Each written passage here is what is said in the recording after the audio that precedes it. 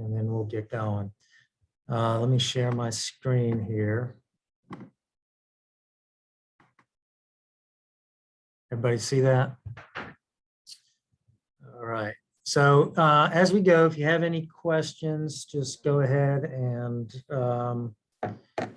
chime in. There's only a few of us, so go ahead and ask questions if you have any along the way here. A lot of this you've seen before. If you have done your handbook sign off yet, you've seen a lot of this stuff already. So Amy and Stacy are our trainers again, so that's continuity from last year. Hey, Steve. Steve, sorry to interrupt you. I know that at least one other person is in the waiting room. Oh, yeah, you're right. So. I got him.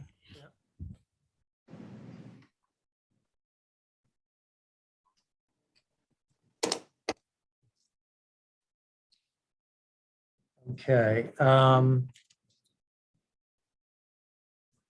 So Corey and Vanna, we're just getting started here. Thanks for joining us. What I was going to say is just know the location of the AEDs. We've got one in the main lobby, and then at the stadium, there's one located in the ice room behind the concession stand, should we need those. I'm going to have both Stacy and Amy come within the first week, hopefully, to each team's practice to kind of go over our emergency action plan, which we have in place for each facility here at the school. And it would be smart, for us to identify certain roles for students, for coaches, et cetera, in terms of calling 911 and so forth. So trainers will take you through that process. And the reality of this is this procedure is in place probably to protect all of us as much as the kids. So, give it the time. I know it will take away a little bit from practice time, but it'll be worth it. There's some powerful stories out there about, how these types of plans have had a huge impact, save folks, that kind of thing. All right, so on to winter sports parents meetings. We'll do those by Zoom again this year. So I'll allow each team to go ahead and schedule that. I'd like to get that done within the first 2 weeks. So as soon as you have your teams determined, go ahead and set a date with parents when you can do your parent meeting. I will provide you with a video of information on topics that I normally cover when we do the group session up in the cafeteria. So I will be back in touch with you on that shortly after teams are determined. Okay, handbook, points of emphasis, just a couple of things right here. I know supervision is important, but I want to go ahead and touch on locker rooms here as well. We are still in the mode of being able to use the locker rooms to change, but then kids should pull their gear out of the locker rooms as they go to practices, take their gear home with them at night. We will not be assigning any lockers for athletes. Also under supervision, meals, if you do a pregame meal, which teams are doing, just know that they've got to be eaten 6 feet apart, right? So that means if you're going to an away game and taking food with you, you should not be eating on the bus. And when you get to your destination, we should be spread out at least 6 feet while eating. If you're using classrooms here at school, same thing, spread out 6 feet for those meals. Overnight trips listed under supervision as well. We are only going to do that in postseason if necessary. So we will not do any regular season overnight traveling. Okay. Okay, hazing and suspected child abuse, harassment, those are all covered in our handbook review, so I won't go over those much. Just know, anytime you have a question about whether any of this stuff is taking place, bring that to me and we will go from there. Sportsmanship, please focus on this. I mean, I think, last year was a good year. This year, intensities are up a little bit, I would say, particularly for our spectators and our students who have not been in attendance at contests for a while. A lot of the kids showing up now were sophomores the last time we had, events. And I would just say behaviors are lagging a little bit right now. So just remind our players to continue to, display good sportsmanship. Procurement, what I want to go over there is, again, remind you to review everything with Lisa or I. We're the only two that really should place any orders. You can do the research, submit that to us, and we can approve them. But, don't want anybody to get on the hook for an order that wasn't approved and we're unable to reimburse. And speaking of reimbursements, we are unable to reimburse for taxes now. Another reason why everything should be run through the athletic department before placing an order. Good thing is, I think most of us have gotten a lot of our equipment orders taken care of. So we should be in good place with that. Weight room 10 feet apart when working out in there, just as you've been doing. To out of season practices. Code of conduct, reminder to review that with our kids. And, should again, you come across any information you find, possibly indicating a violation, let's make sure we ask the questions. Media, be positive as we have been, I would say. Just a reminder, kids will take the lead from the coaches when they are being interviewed, and there's more and more of that going on with our kids with scrimmage play and so forth. Social media guidelines, particularly when we have our rivalry games, remind the kids not to take the bait and to not partake in anything that's transpiring through social media. Post-game transportation, actually just transportation in general.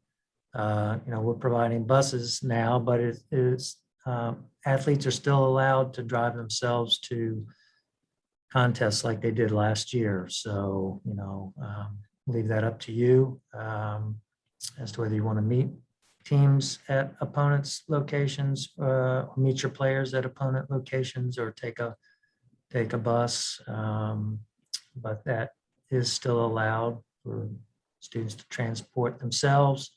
And same as last year, if anybody gets on the bus to go to a contest, then they are expected to ride the bus back unless you have a parent check them out, or there's written permission for that athlete to ride back with someone else. Okay, cuts, document your tryouts, be objective, get all coaches involved, and have conversation. I don't want it to be on one person, and again, have things as objective as possible, just in case there are questions. Inclement weather with the winter season, just a reminder, if school's canceled, practices will be canceled, most likely events as well.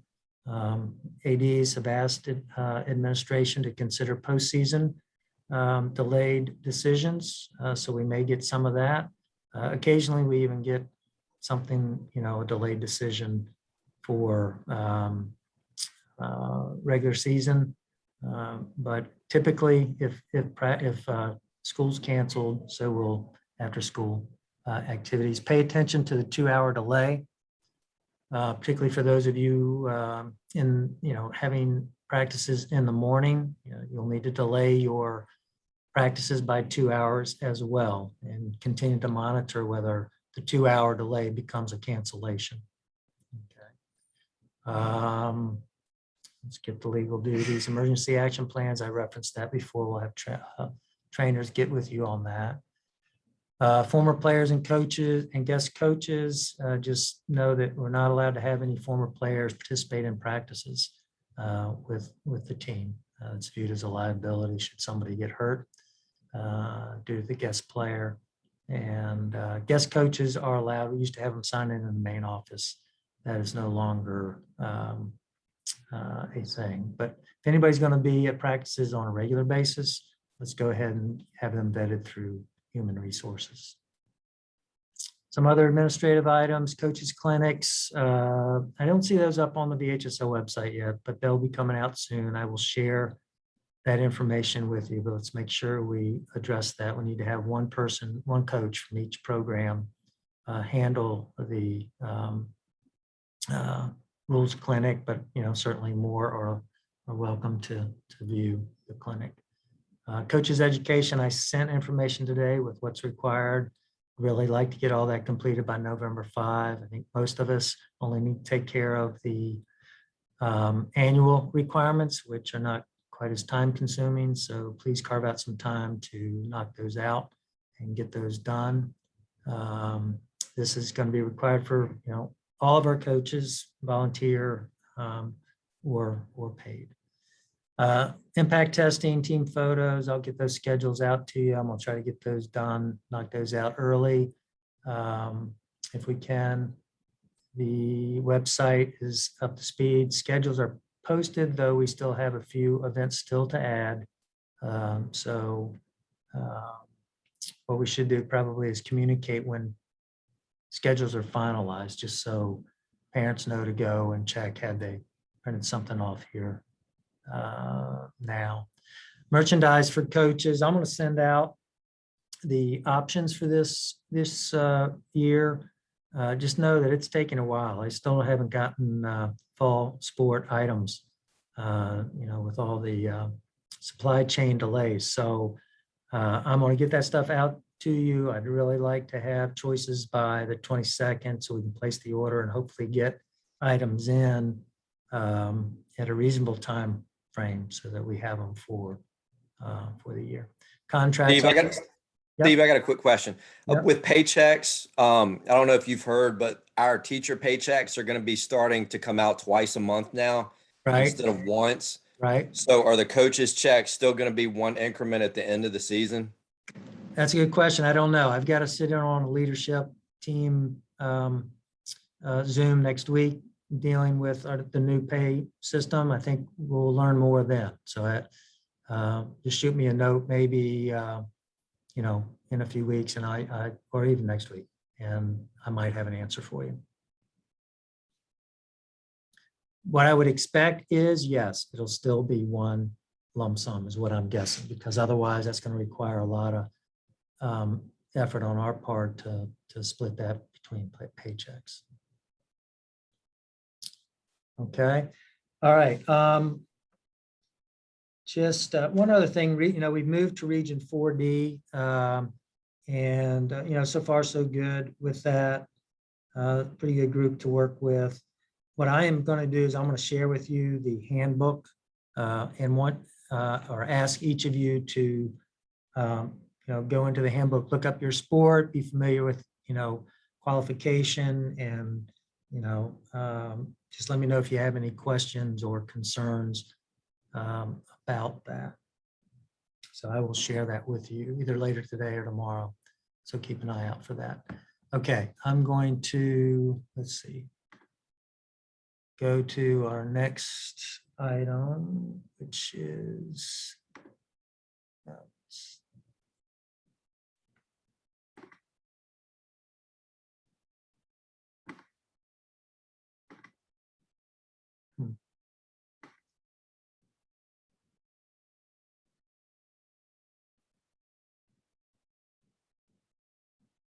wait.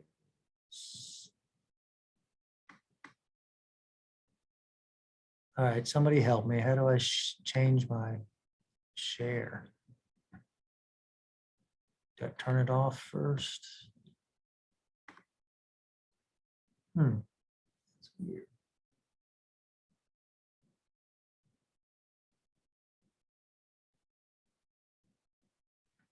All Are you right. changing to a Sorry different about that. document? Yeah, I'm trying to change it. Hold on. Let me, Yeah, just stop the share and then bring it up on your other screen and then start it again. all right. All right, here we go.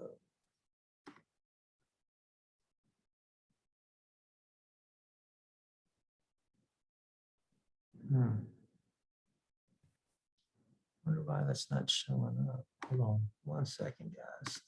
Apologize. I see why. Kind of faked me out. Okay, here we go.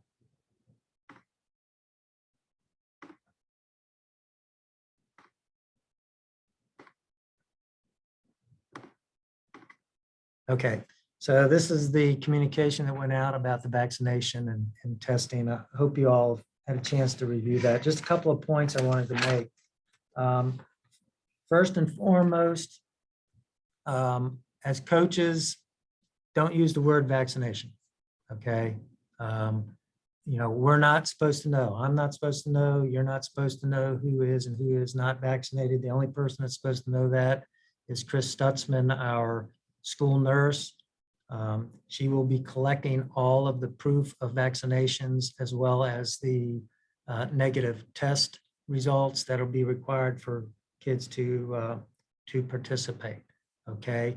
What we will do is get a list from Chris on a weekly basis, letting us know who is ineligible. And we will share that ineligible list with you, all right? And just take that list, move forward, knowing that, that person, that player will not be with you. No, should not make any comments. Why not? Especially with other kids, you guys are smart. I know you'll draw your own conclusions, but we're not to address the subject at all. Okay, so it is a requirement. It should be turned in before March 8th tryouts, or we will that individual will be ineligible. Okay, we are hearing that we have a large percentage of our kids are vaccinated. We are anticipating maybe having a group of 15 to 20 to manage, if that. So hopefully it does not impact us too much, but that is one of the 3 requirements that I have listed here on that went out as a communication to the community today in terms of what's required prior to tryouts. The physical, the activity registration, and the vaccination, proof of vaccination or negative COVID test. All 3 of those are required. And it's important to emphasize, especially now if you've got, kids working out, to go ahead and do this. But the activity registration is important because that's the list we're going to provide to Chris to say, okay, here's the list that's planning to be at our tryouts. Let us know who is ineligible, okay? So that we'll know ahead of time who's showing up and who is ineligible, even though they've registered. Okay, so if you can help us get that information out, that would be helpful. Is there a way to see your individual sport who has already done it? Yes, it started today. So with the communication today, we've had quite a few people submitting their activity registration. So what I can do at some point here, I probably give it a little bit more time for people to submit, but I can pull by sport who has submitted their activity registration. Yeah. I tend to have more success if I can contact an individual versus our whole email list saying, Okay. please remember. So Okay, okay. that's the reason I Yeah. asked. Yeah, that's fine. What I will, and you can hit me up for that list, maybe give it a week and see how many people take care of things, but, I'm happy to provide an ongoing registration list for each of you. Perfect. Yeah, and then, the participation fee, that's the one thing we will hold off collecting until after teams are determined. Okay. We will get a communication out once we're ready to collect that. Okay. So this is the communication that went out. Y'all, I think, already seen this, should have anyway. So anyway, that is all I have right now. Any questions on your mind or any questions about what we've gone over? I do have now that everyone's required to be vaccinated question. Okay. How does that impact if someone ends up with a case? You know what I mean? Does the whole team then have to quarantine like we did last year? What's the guideline on that? Yeah, what's transpired thus far is those that are vaccinated do not have to quarantine unless they show symptoms. Cool. So what if one of our players starts to feel bad at school and is sent home? Do they have to go get tested? Do they have to quarantine? Because I think elementary is handling it different than high school. They might be, right? I don't know. I mean, it probably depends on whether the individual is vaccinated or not. It certainly depends on what type of symptoms they're showing, right? I mean, headache or sore throats, fever. My guess is they're going to require a negative test result. But that's my guess. I mean, I know somebody that was out of school yesterday, so we inquired and we were told everything, no issue. But that's something I guess that Chris and the health department, they'll make that decision for us. But if we know anybody that's out with those symptoms, let me know and we'll I'll get that question answered just so we know.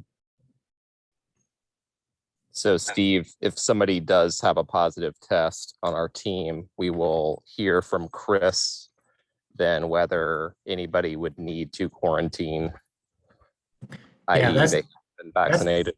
That's the nice thing, right, for the winter and collecting all this vaccination proof of vaccination information up front. During the fall here, we've had a couple situations where we've had to pull teams together and have them, show us their proof of vaccination or not. And so that's been an effort. Whereas for winter sports and spring sports now moving forward, if we know someone's tested positive or we've been exposed to an opponent that had a positive, we have our list, we know who's been vaccinated, and it will just be the unvaccinated that would have to quarantine.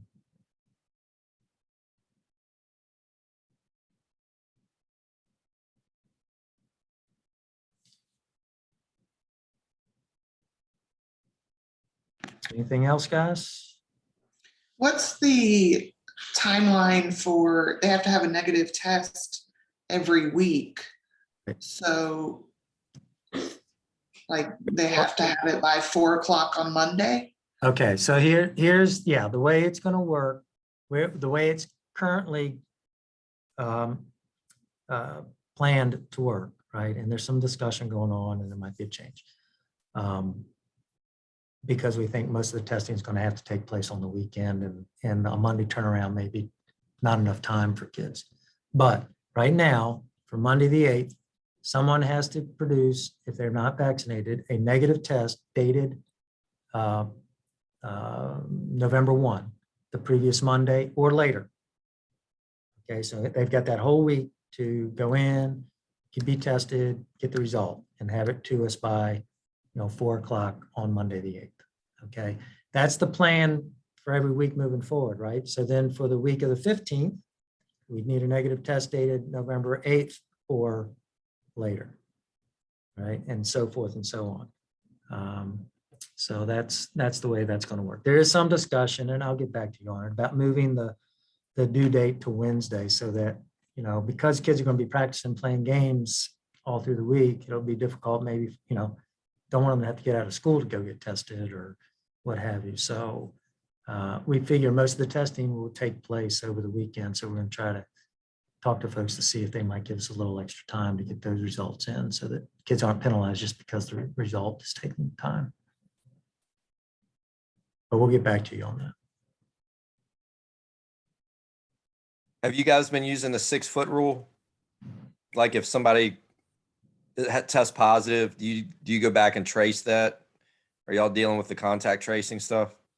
We have, but it's been very, it's got to be pretty significantly obvious that someone wasn't within 6 feet.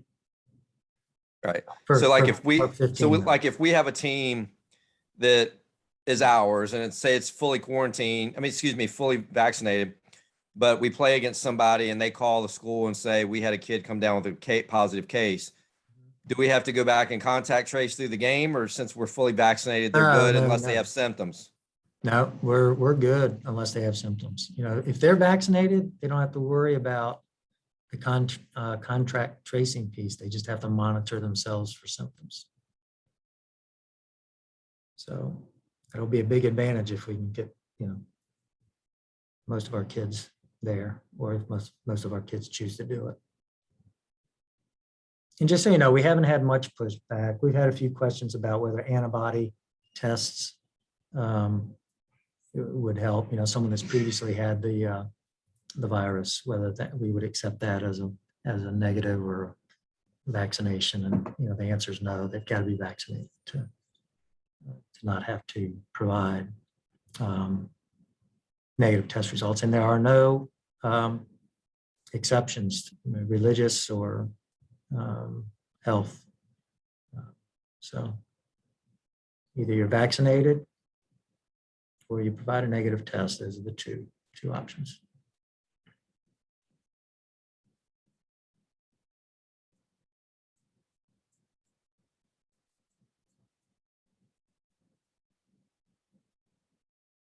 All right.